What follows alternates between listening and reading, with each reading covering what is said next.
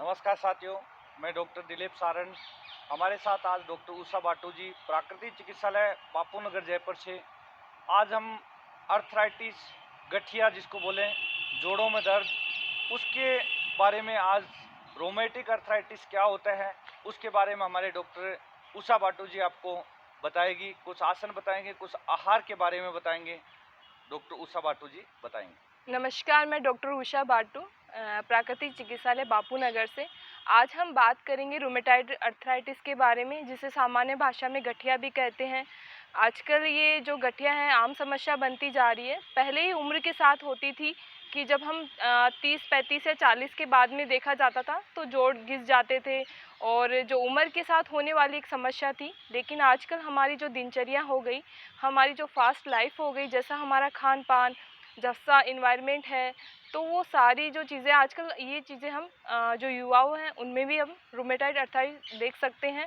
तो आज मैं आपको बताना चाहूँगी कि रूमेटाइड अर्थराइटिस होता क्या है, इसमें हमें किस प्रकार के आसन करने चाहिए, क्या सावधानियाँ हमें रखनी चाहिए, और किस प्रकार का भोजन है वो हमें लेना चाहिए।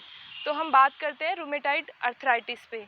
रूमेटाइड अर्थराइटिस होता क्या है, जब हमारी बॉडी में जो यूरिक एसिड होता है वो बढ़ जाता है, जो जॉइंटों में जाके इकट्ठा हो जाता है, जिससे आपने देखा होगा कि किसी के जो जॉइंट होते हैं काफ़ी स्टीफ होते हैं, उनमें स्वेलिंग आ जाती है, गांठें हो जाती हैं।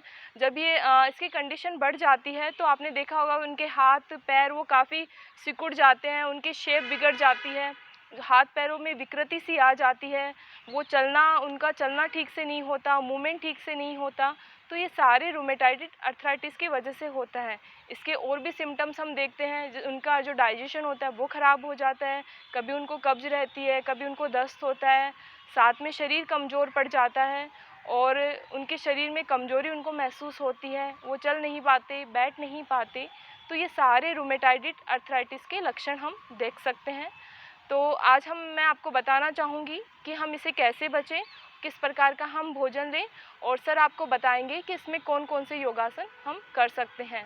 रूमेटाइड अर्थराइटिस में क्योंकि यूरिक एसिड बढ़ जाता है तो हमें प्रोटीन वाली चीज़ें अवॉइड करनी पड़ती हैं, कुछ खट्टी चीज़ें हमें बंद करनी पड़ती है, क्योंकि खट्टी चीज़ों से हमारी बॉडी में स्वेलिंग बढ़ जाती है, ESR जो है वो बढ़ जाता है। तो उसके लिए हमें जौ का पानी हम ले सकते हैं, जौ की रोटी हम ले सकते हैं, अपन अरंडी का तेल होता है वो जॉइंटों पे मतलब मालिश करने के लिए यूज़ में लेते हैं। स्नेहन के लिए हमें तिल का तेल अच्छा रहता है, इसके साथ में एलोवेरा हो गया, वो अच्छा रहता है। सहजन की जो सहजन की फली होती है, जिसको मोरिंगा के नाम से भी जानते हैं कुछ लोग, उसके फूल सहजन में काफ़ी अच्छे रहते हैं, उसकी सब्जी आप खा सकते हो। इसके अलावा जितने भी जो नाशक चीज़ें हो गई, जैसे मेथी हो गया, लहसुन हो गया, अजवाइन हो गया, सौंठ हो गया, इन सब चीज़ों को भी आप अपनी डाइट में शामिल कर सकते हैं। हमारे चिकित्सालय में रूमेटाइड अर्थराइटिस का काफ़ी अच्छा उपचार किया जाता है, जिससे हम जो पेशेंट होता है सुबह उसकी मॉर्निंग से लेकर नाइट तक का एक रूटीन तैयार करते हैं।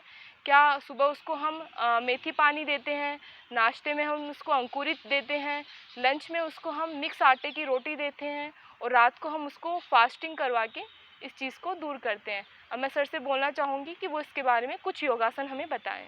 इसका एलोपैथी में किसी प्रकार का कोई रोमेटिक अर्थराइटिस का इलाज नहीं है।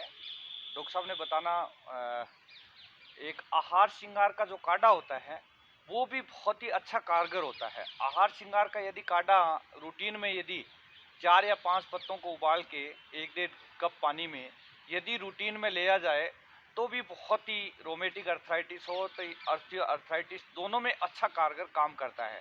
तो आज कुछ योग और प्राणायाम के माध्यम से हम उसको कैसे आप उसको निजात पा सकते हैं, कुछ कैसे उसको ठीक कर सकते हैं, इसके बारे में आज आज सारा हमारे साथ डॉक्टर उषा बाटल जी है। बड़े मुश्किल उन्होंने समय निकाल के, तो आज मैं रिक्वेस्ट करूंगा ये पूरा आज योगा अभ्यास और प्राणायाम करके बताएं।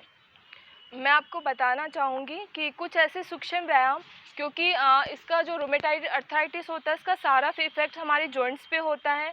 तो मैं आपको जॉइंट्स की जो सूक्ष्म व्यायाम है, लूजनिंग एक्सरसाइज, वो मैं आपको बताना चाहूँगी, क्योंकि ये सारे जॉइंट को इफेक्ट करता है। तो मैं आपको सिर से लेकर गर्दन से लेकर पैर के अंगूठे तक वो सारी सूक्ष्म क्रियाएं बताऊँगी, जिसे आप आसानी से कर सकते हैं।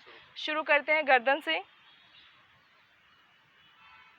जो भी क्रियाएं हम श्वास के साथ करेंगे, श्वास लेते हुए गर्दन को पीछे, श्वास छोड़ते हुए नीचे लेके आएंगे, श्वास लेते हुए दाएं, श्वास छोड़ते हुए सामने, श्वास लेते हुए बाएं।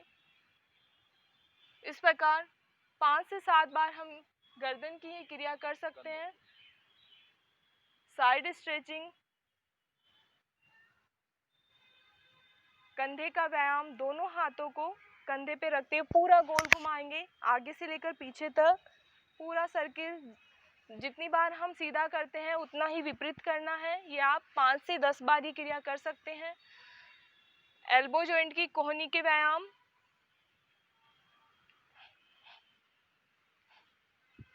ऊपर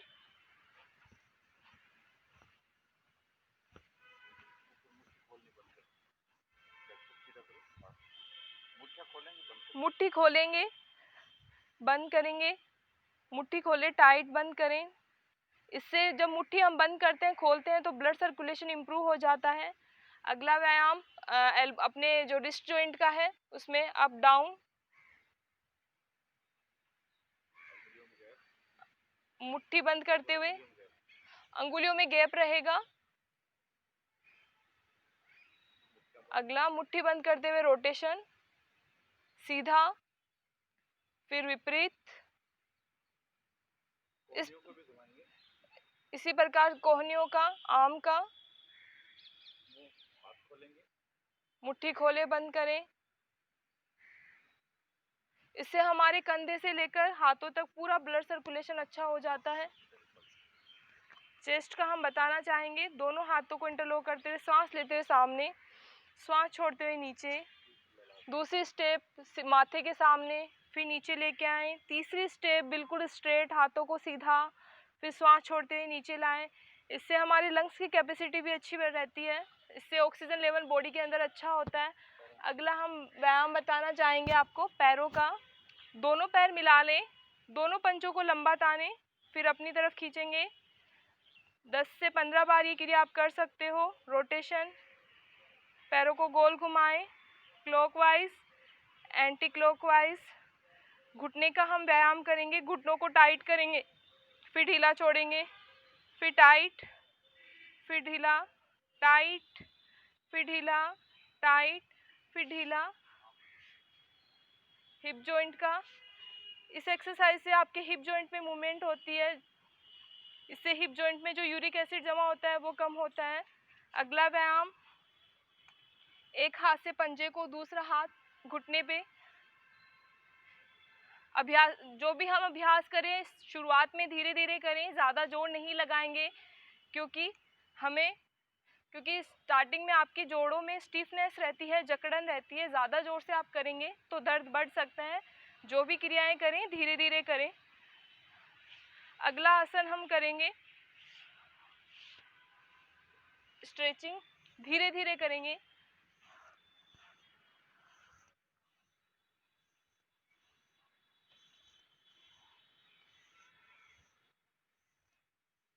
चक्की चालासन,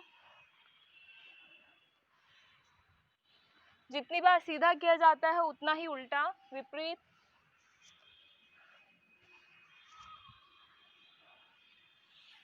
इसके अलावा मैं आपको कुछ प्राणायाम बताना चाहती हूँ, क्योंकि प्राणायाम हमारे लिए एक संजीवनी का काम करता है, ऑक्सीजन लेवल बढ़ाता है, ब्लड सर्कुलेशन के माध्यम से जो यूरिक एसिड होता है उसको बाहर निकालता है, यूरिन से निकालता है, पसीने के थ्रू निकालता है।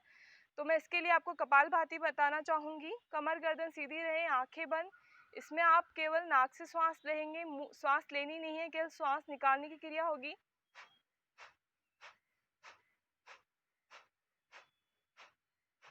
ये सीटिंग होती है, आप एक बार में 30 से 35 बार श्वास बाहर निकाल सकते हैं।